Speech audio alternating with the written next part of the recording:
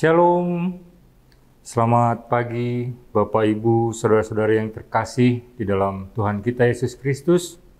Kita berjumpa kembali dalam program Renungan Harian HKBP Denpasar, Rabu 6 Maret 2024. Marilah kita datang ke hadirat Tuhan dengan bernyanyi dari buku ND nomor 23 ayatnya yang kedua.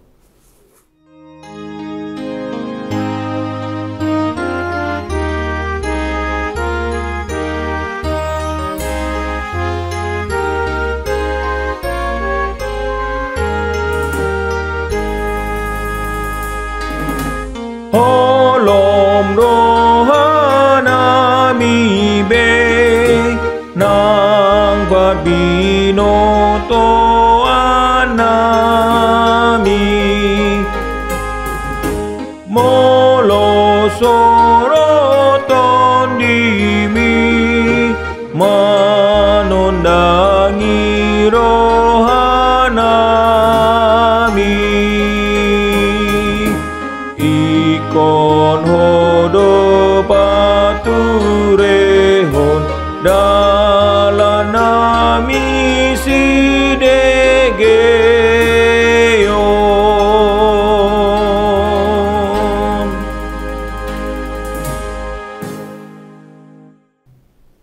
Pada hari ini kita akan disapa oleh firman Tuhan yang menjadi pelita bagi setiap langkah kehidupan kita.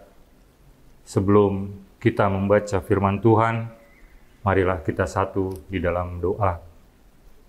Bapa kami yang bertahta di dalam kerajaan surga, kembali kami datang sujud di hadapan-Mu, mengucap syukur atas berkat dan anugerah yang Tuhan telah berikan kepada kami. Terima kasih atas berkat istirahat yang cukup Tuhan berikan kepada kami, dan kami boleh bangun pada pagi hari yang baru ini, menyambut berkat-Mu ya Bapa. Terima kasih atas berkat firman-Mu yang sebentar boleh kami terima. Ajarlah kami dengan pertolongan Roh Kudus-Mu, agar kami mengerti isi dari firman-Mu dan bermakna dalam kehidupan kami, dan kami boleh melakukannya dalam kehidupan kami. Kami serahkan kehidupan kami ya Bapa, yang ke dalam tangan-Mu. Berfirmanlah, kami siap untuk mendengar. Di dalam nama Yesus Kristus, kami berdoa dan mengucap syukur. Amin.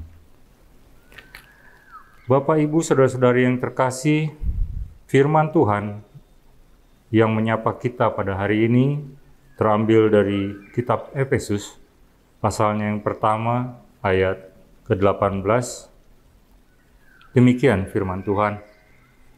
Dan supaya Ia menjadikan mata hatimu terang, agar kamu mengerti pengharapan apakah yang terkandung dalam panggilannya, betapa kayanya kemuliaan bagian yang ditentukannya bagi orang-orang kudus.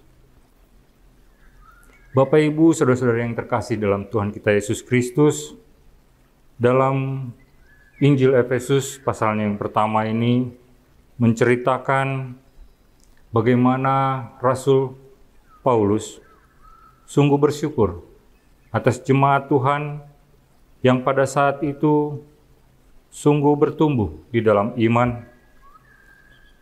Mereka hidup dalam kasih dan mengenal Allah.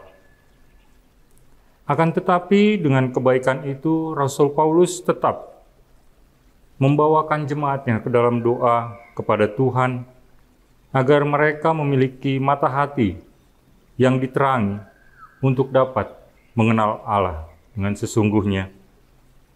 Di dalam doa tersebut terdapat ungkapan, dan supaya Ia menjadikan mata hatimu terang.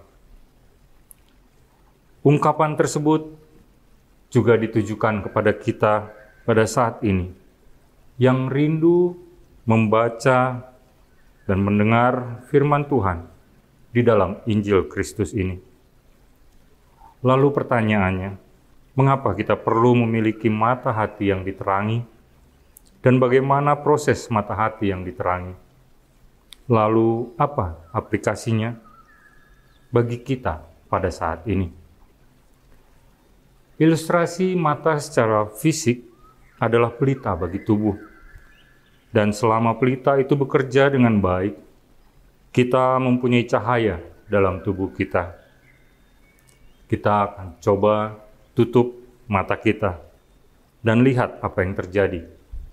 Di saat kita menutup mata, segalanya akan menjadi gelap.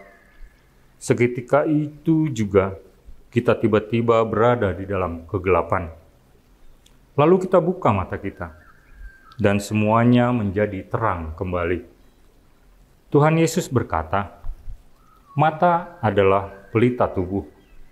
Jika matamu baik, teranglah seluruh tubuhmu. Tetapi jika matamu jahat, gelaplah seluruh tubuhmu. Jadi jika terang yang ada padamu gelap, betapa gelapnya kegelapan itu." Tertulis dalam Matius 6 ayat yang ke-22 dan 23. Mata hati yang diterangi memiliki pengertian. Telah diteranginya bagian terdalam dari diri manusia untuk sanggup mengerti akan sesuatu. Di dalam nats ini juga dinyatakan bahwa mata hati yang diterangi diperlukan agar kita dapat bertumbuh dalam pengharapan akan panggilannya selagi kita menjalani hidup ini. Mengerti betapa kayanya kemuliaan bagian yang diwariskan bagi orang-orang kudus dan kebesaran yang luar biasa dari kekuasaan kuasa Allah bagi orang-orang yang percaya kepadanya. Hamanginang, saudara-saudari yang terkasih di dalam Tuhan kita Yesus Kristus, untuk mengalami mata hati yang diterangi, seseorang terlebih dahulu harus menerima Injil Kristus sebagai pelita di dalam hidupnya, sehingga Roh Kudus mendiami hati kita. Roh Kudus yang mendiami inilah yang membuat mata hati kita terang. Selanjutnya adalah kita sebagai umat Kristen belum cukup hanya pada penerimaan Injil dan pengakuannya akan Kristus. Akan tetapi yang lebih penting adalah kita perlu mengenal Allah lebih dalam, sehingga kita benar-benar menyadari apa yang berkenan di hadapan Tuhan dan tidak mudah untuk melakukan itu. Untuk itu, kita memerlukan pertolongan Roh Kudus yang memampukan kita untuk mengerti hubungan diri kita dengan Allah, sehingga kita memiliki sikap hidup berpadanan dengan anugerah yang Tuhan telah sediakan bagi kita. Oleh karena itu, marilah terus berjuang menjadikan mata hati kita tetap terang dengan cara terus-menerus menyirami hati kita dengan firman Tuhan dan bersekutu berdoa kepada Tuhan agar kita mengerti akan pengharapan dan panggilannya di dalam hidup kita, sehingga kita boleh memperoleh bagian yang telah ditentukannya bagi kita. Amin. Marilah kita berdoa. Bapa kami yang bertahta dalam kerajaan surga, terima kasih Tuhan atas firman-Mu yang menyapa kami pada pagi hari ini. Biarlah Roh Kudus-Mu bekerja dalam diri kami masing-masing, sehingga mata hati kami boleh diterangi oleh firman-Mu ya Tuhan, sehingga kami boleh mengerti, mengenal Engkau lebih sungguh, dan kami boleh hidup berkenan di hadapan-Mu Tuhan.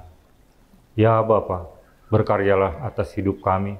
Kami juga mau berdoa untuk seluruh jemaat-Mu dimanapun mereka berada. Ya Tuhan, kiranya Tuhan memberkati seluruh aktivitas mereka, setiap langkah mereka, keluar masuk mereka. Biarlah pertolongan-Mu, penyertaan-Mu selalu bersama mereka. Terima kasih Tuhan, kami mau serahkan kehidupan kami. Kami mohon ampun atas dosa dan kesalahan yang telah banyak kami lakukan. Terimalah doa kami ya Bapa, yang kami alaskan hanya dalam nama Yesus Kristus, Juru Selamat kami yang hidup. Amin. Terima kasih Bapak Ibu sekalian, kiranya Tuhan memberkati setiap aktivitas dalam penyertaan dan kasih Tuhan, dan tidak lupa untuk mengucap syukur. Tuhan memberkati.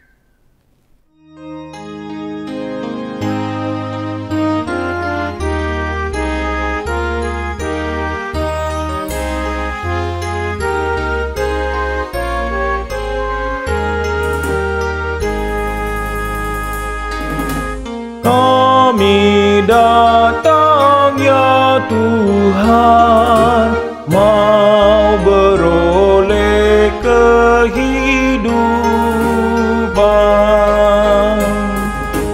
Datanglah dan beri berkat, teguhkan persekutuan.